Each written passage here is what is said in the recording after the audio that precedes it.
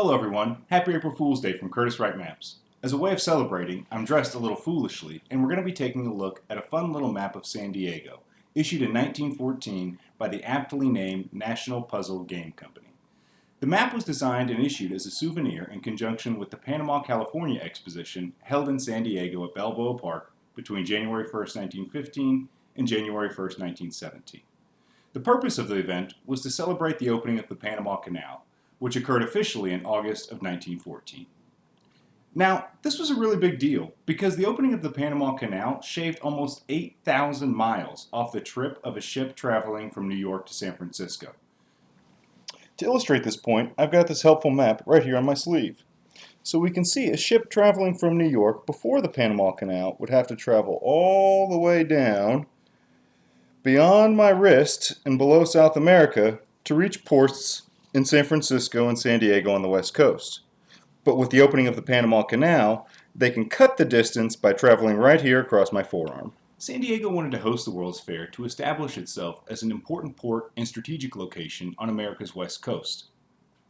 The association between the opening of the Panama Canal and the event itself is referenced on the map in a number of ways, perhaps most obviously with the large area labeled Panama, California Exposition Grounds.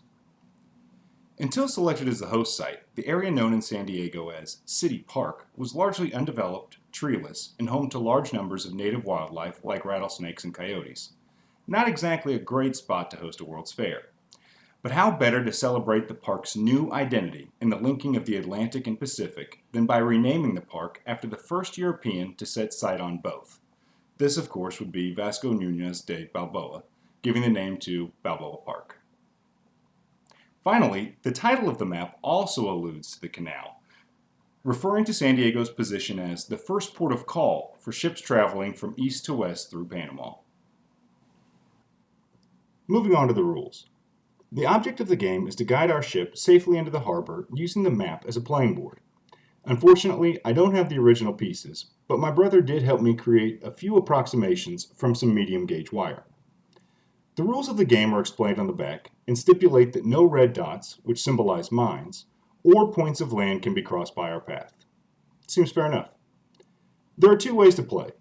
The primary objective is to create a path from the start in the Pacific Ocean, represented by points A, B, C, or D.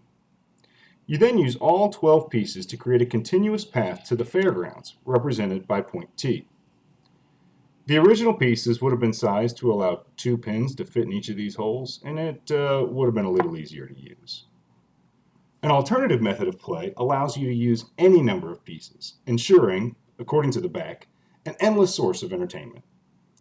An advertisement for a local real estate agent, along with facts praising the host city, are also found on the verso, and the whole combination makes this little piece a very interesting synthesis of commemoration, amusement, advertising, and civic pride.